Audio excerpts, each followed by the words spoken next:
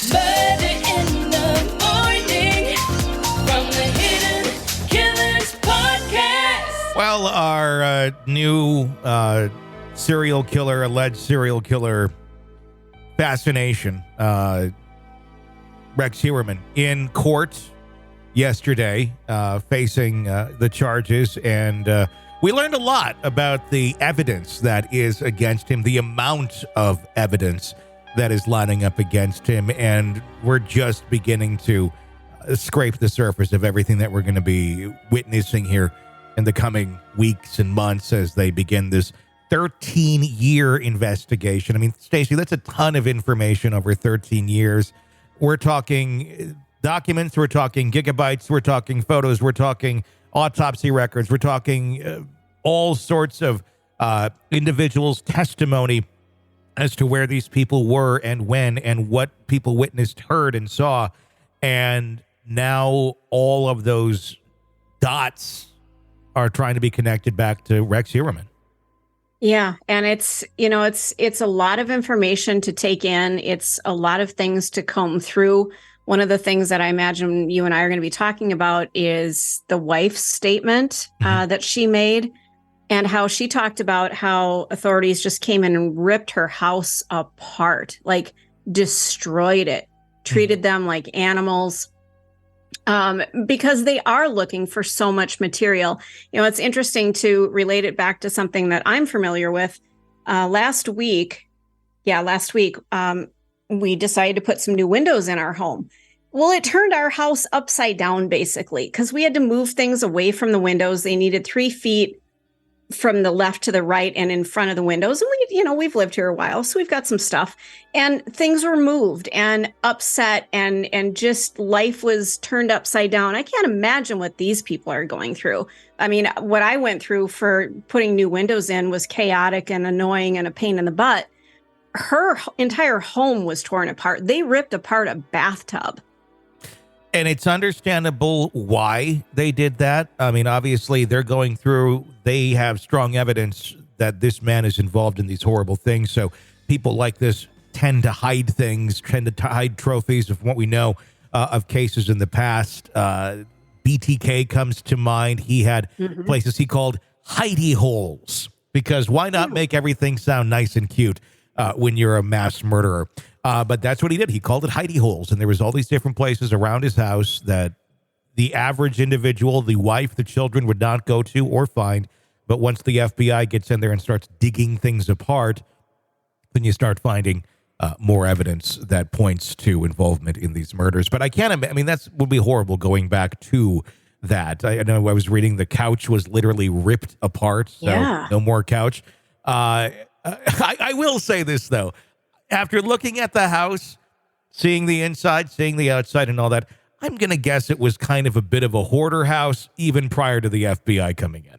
And I think you're right about that. And I think the police coming in and the authorities, the investigators turning everything upside down made it 10 times worse. So now it's just these poor people, their lives are upside down.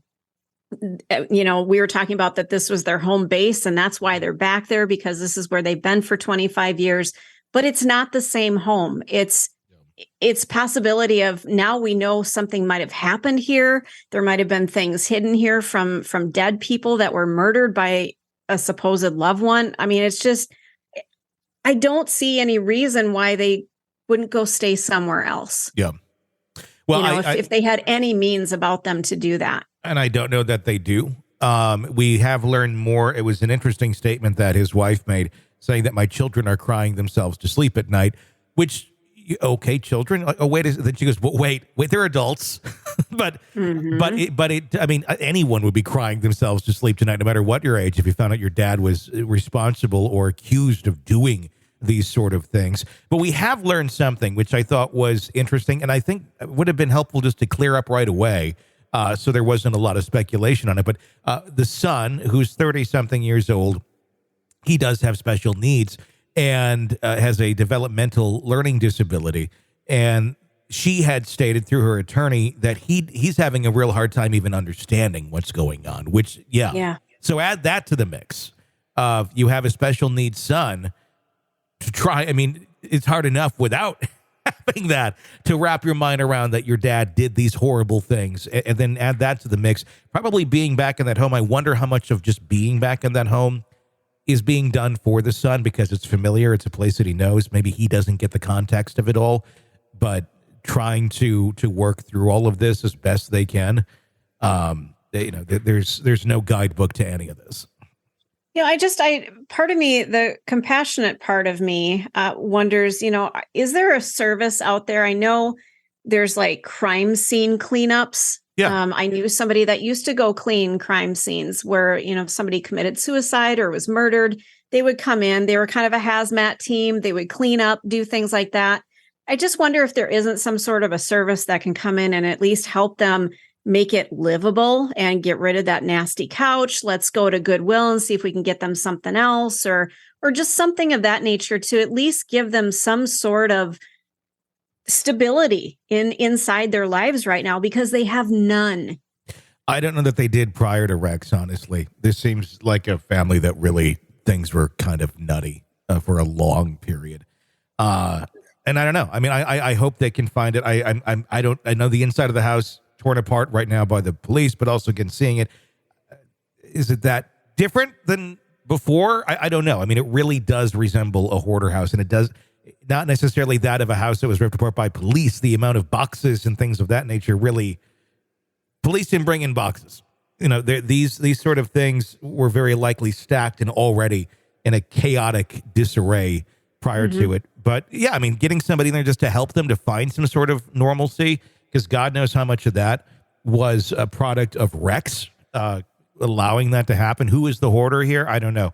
There's a TV show, Homicide Hoarders. We can start it. And then you go and you help families of people who had horrible, horrible people living with them and go through their boxes of stuff that they've been holding on to, either as a means of having some sort of sanity amongst a horrible person that you're living with, or the stuff from the horrible person themselves. The array of evidence includes 2,500 pages of documents, numerous crime scene photos, extensive autopsy reports, hundreds of hours of video footage acquired from Heuermann's residence and professional workplace. 8 gigabytes is what they're saying, which in reality, not a lot. Just depends how you look at data. It's nowhere near, like, what was it, 20 terabytes or something? And that sounded exciting and horrible. I don't know, data is data. There's video files are large. During the brief hearing, the prosecution handed over 4 hard drives containing significant evidence to Suffolk County Supreme Court Justice Timothy Mazzei and Heuermann's defense attorney. A subsequent pretrial conference hearing has been now arranged for September 27th.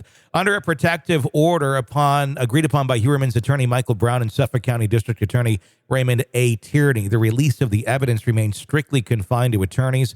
We're talking about 13 years of investigation, Tierney stated in a post-hearing press conference, highlighting the enormity of the material and the ongoing nature of the investigation.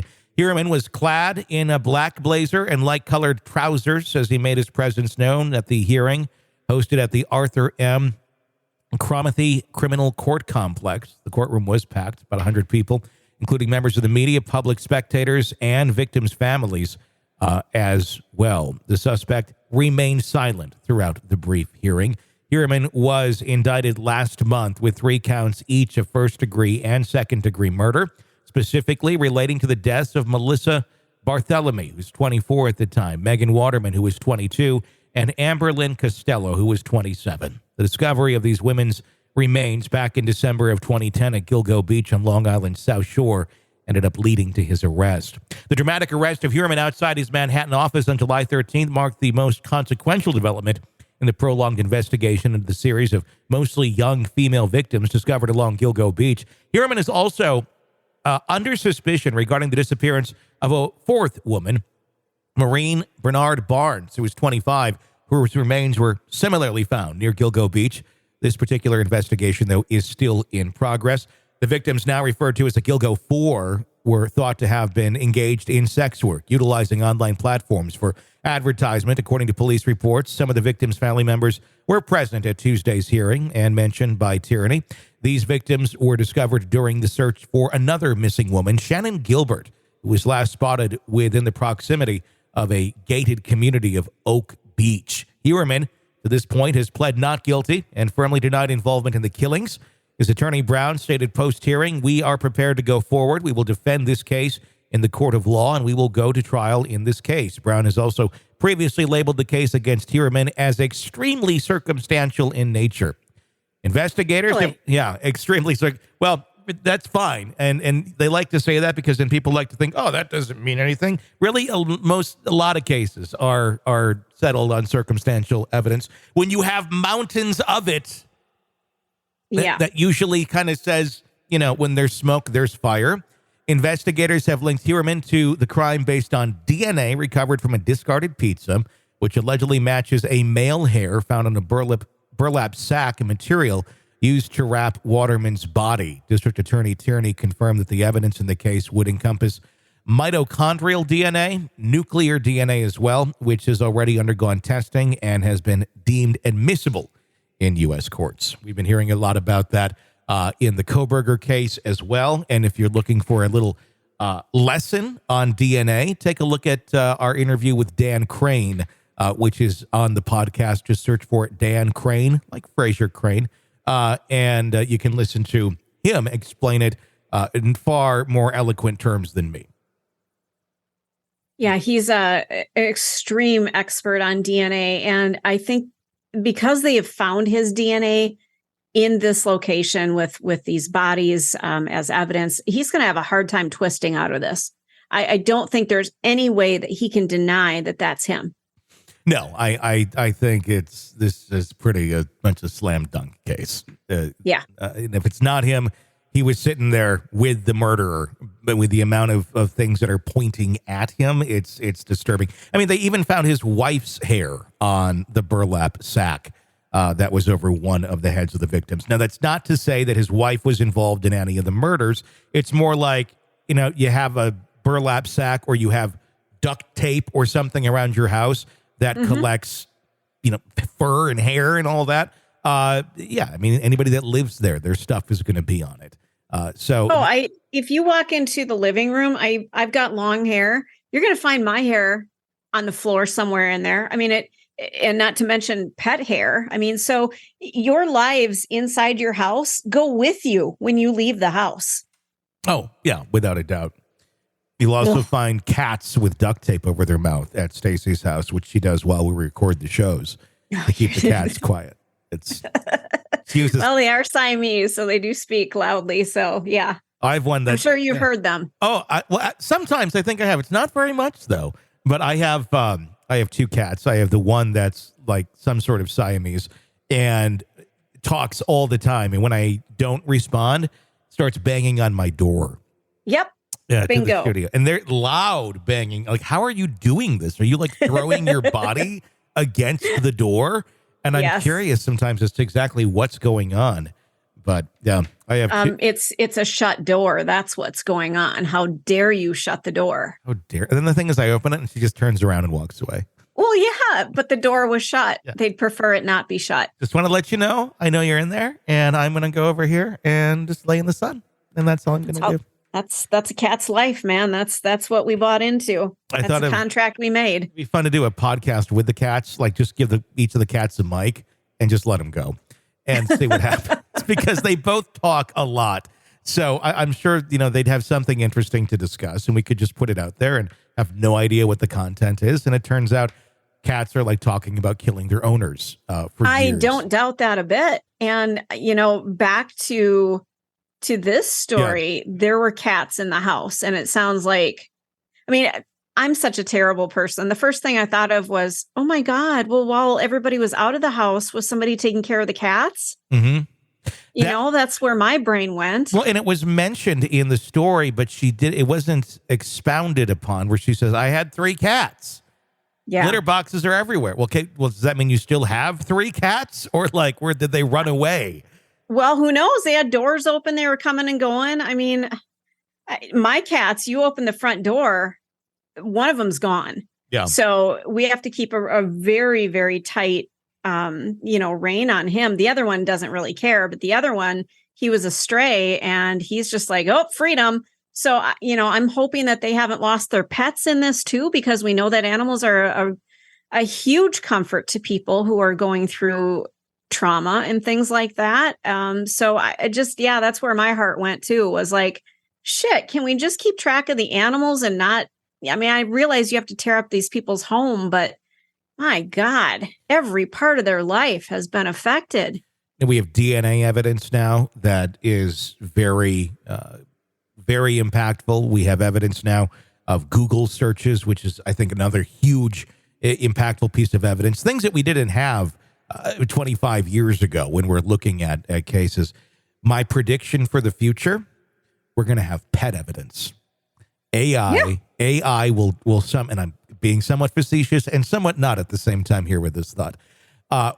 I'm wondering if there will be technology developed enough using AI that will allow people people to truly be able to actually understand what your pets are telling you. I see it more with cats because they kind of more of a language, it seems, going on. Maybe dogs too, but I feel like cats like literally have conversations together, and it's very bizarre when you see it. And I'm wondering if there'll ever be a way or a time where some of that can be deciphered. And then you're going to start having these cases where it's like, well, you know what? The tabby said that she saw him murder the victim in the basement. And then the tabby's just sitting there, telling licking her paws going, yep, I saw it too, man. The downfall. Who cares about DNA evidence? Who cares about Google searches when your cat is telling you what happened? Mm-hmm. Well, there you go. That is the future.